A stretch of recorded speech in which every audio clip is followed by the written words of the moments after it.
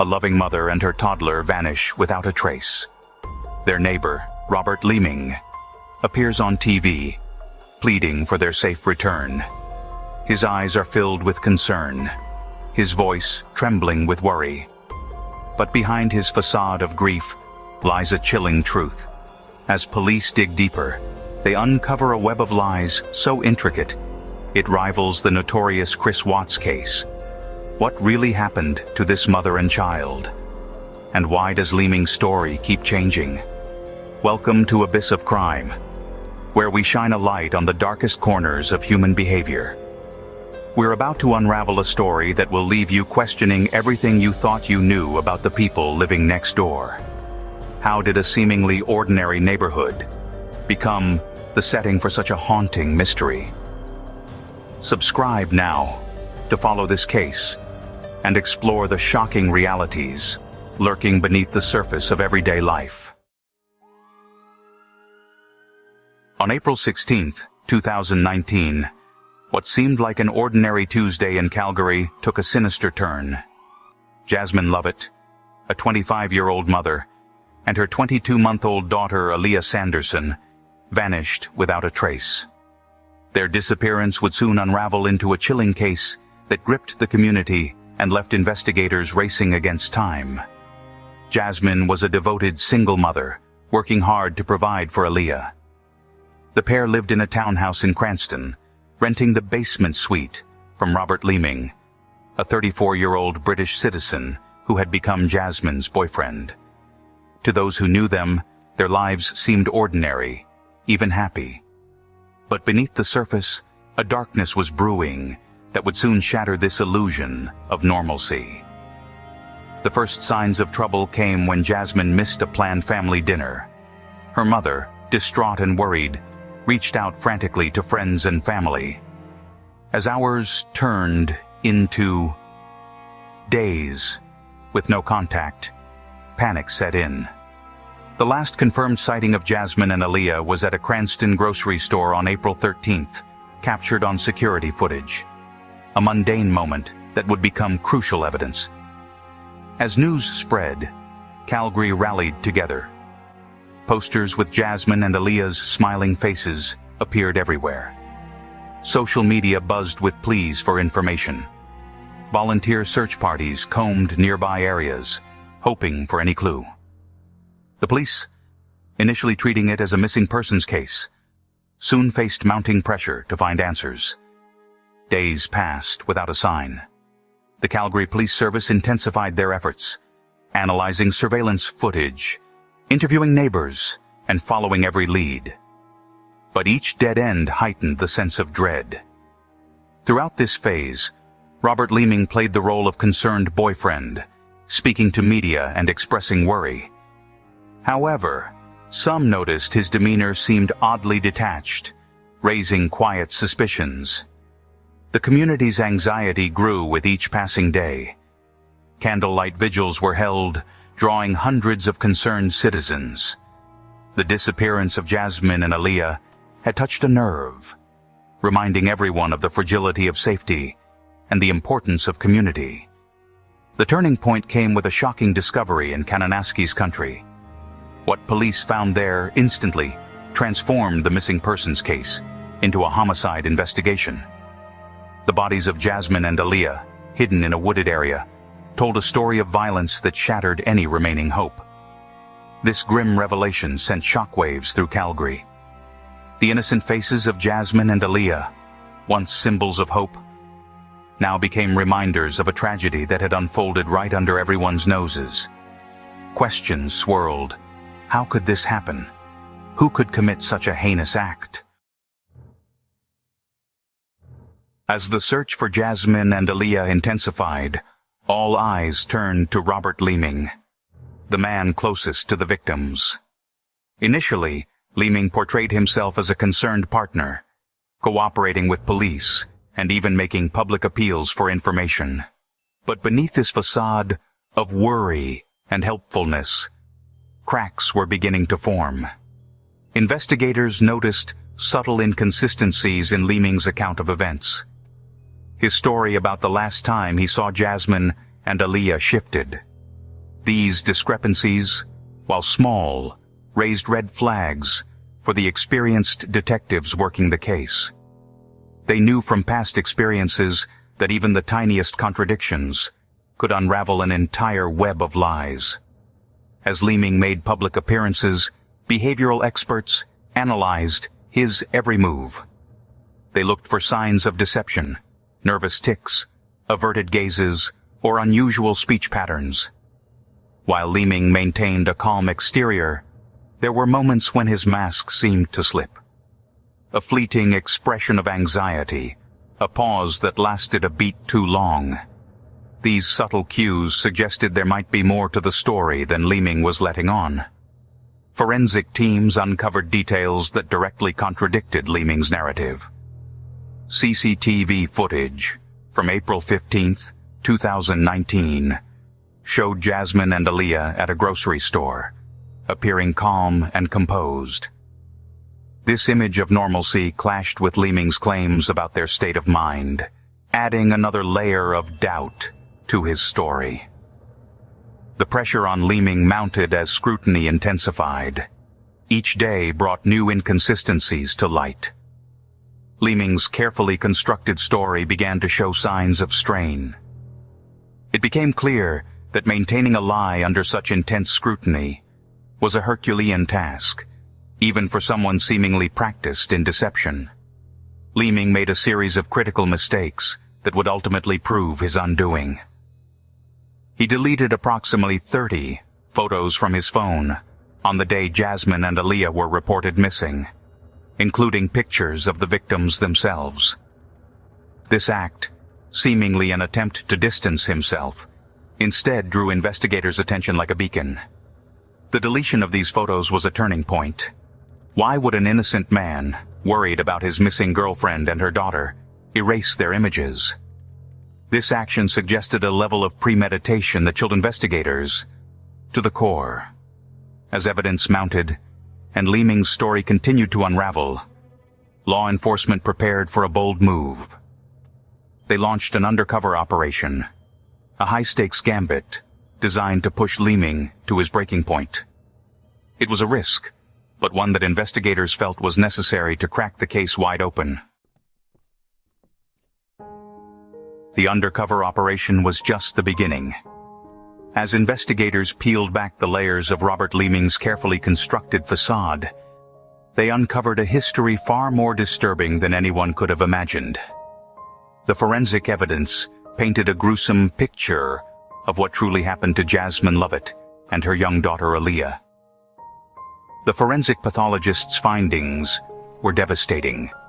Jasmine had suffered blunt force trauma to her head, followed by a gunshot wound behind her left ear. This wasn't just a murder. It was an execution. Little Aliyah's injuries were equally horrific. She had endured severe blunt force trauma to her head, with injuries so grave that experts believed she would have died within hours without medical attention. As the evidence mounted, investigators began to see Robert Leeming as their prime suspect. They delved into his past, uncovering a pattern of behavior that sent chills down their spines. Leeming's ex-wife described a man prone to emotional abuse and manipulation, who would gaslight her to maintain control. His history of animal cruelty, including an incident where he left a dog tied to a tree without food or water, showed a callous disregard for life. A psychological profile emerged that fit the pattern of a family annihilator, someone who kills their family members, often driven by a warped desire to eliminate perceived threats to their lifestyle or relationships. This assessment added a new layer of complexity to the case, forcing investigators to confront the dark depths of human psychology. The technological evidence proved equally damning. Leeming's digital footprint revealed premeditation and calculated efforts to evade detection. His attempts to cover his tracks only further incriminated him. This was no crime of passion, but a carefully orchestrated act of violence. Investigators faced the daunting task of determining Leeming's motive. What could drive a man to murder his partner and an innocent toddler? The answer lay in the complex web of Leeming's own psyche, a toxic mix of control, fear, and a complete disregard for human life. The breakthrough in the case came during a carefully planned undercover operation. Detectives posed as individuals sympathetic to Leeming, gradually earning his trust over days of subtle conversations. Leeming, eager to unburden himself but unaware of the trap, began revealing the horrific truth. Through careful questioning and feigned camaraderie, the undercover officer led Leeming to admit that Jasmine and Aliyah would not be found alive. Leeming detailed how he had killed Jasmine during an argument, striking her with a blunt object before shooting her. He claimed Aliyah's death followed, though his explanation suggested panic rather than planning. The turning point came when the undercover officer convinced Leeming to show them the burial site. Driving to a remote area in Kananaskis country, Leeming pointed out where he had concealed the bodies. His demeanor was disturbingly casual, as if recounting an unfortunate mistake, rather than a deliberate act of violence. This moment, captured discreetly, sealed the case. Leeming's admissions and the discovery of the burial site provided irrefutable evidence. Armed with this information, investigators prepared to bring him in for questioning, knowing his attempts to explain away the crime would only further implicate him.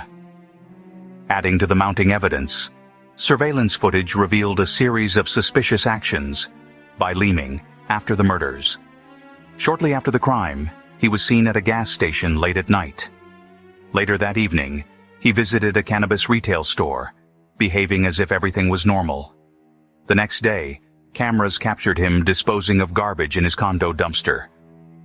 These seemingly mundane actions took on a chilling significance when viewed alongside his confession. Each piece of evidence painted a picture of a man methodically covering his tracks, oblivious to the fact that investigators were closing in. After Leeming's confession, attention turned to the courtroom. The families of Jasmine Lovett and Aliyah Sanderson, along with the Calgary community, awaited justice.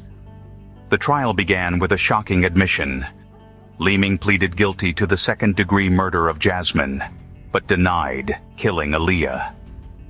This partial confession raised questions about his motives, leaving the courtroom in stunned silence. Prosecutor Doug Taylor argued the murders were premeditated. He suggested Leeming killed Aliyah to prevent her from revealing what had happened to her mother. The defense countered, claiming no solid evidence linked Leeming to Aliyah's death and suggesting her injuries were accidental. The medical examiner's testimony dismantled this defense. Aliyah's skull fractures, caused by blunt force trauma, were consistent with deliberate violence. The injuries, the examiner stated, could not have been accidental. The courtroom was silent as jurors processed the horrific details, some wiping away tears. The trial also examined Leeming's behavior after the murders. His attempts to mislead police and erase evidence revealed a disturbing lack of remorse, further cementing his guilt. Impact statements from the families brought the full weight of the tragedy into the courtroom. They spoke of the lost futures, the birthdays Jasmine and Aliyah would never celebrate, and the enduring pain of their absence. After weeks of testimony, Robert Leeming was sentenced to life in prison, with no chance of parole for 22 years. For the families, it was a bittersweet moment. Though their loved ones could never return, justice had been served. As Robert Leeming's trial ended, comparisons emerged with another infamous case, Chris Watts. The similarities between these two family annihilators shocked both Canada and the United States, forcing a closer look at these devastating crimes. In 2018, Watts murdered his pregnant wife and 2 daughters in Colorado. Like Leeming, he portrayed himself as a loving family man. Both shared traits common among family annihilators: outward calm masking emotional instability, manipulation, and a lack of empathy. Infidelity played a significant role in both cases. Watts had an extramarital affair, while Leeming's involvement with other women strained his relationship with Jasmine. In both instances, this tension contributed to their violent actions. These cases remind us that the greatest dangers can sometimes come from those closest to us. The perpetrator's ability to appear normal until their violent actions are revealed has fueled public fascination and fear. Law enforcement has drawn lessons from these tragedies. Officers are now trained to recognize subtle warning signs in domestic situations, emphasizing the importance of thorough investigations, even when suspects appear cooperative. Experts stress the need for stronger support systems and increased awareness of domestic violence warning signs. Understanding these crimes' psychological roots is essential to prevent future tragedies and save lives. Robert Leeming's case is a haunting reminder of the darkness that can hide behind ordinary appearances. This tragedy highlights the importance of recognizing warning signs in relationships and trusting your instincts when something feels wrong.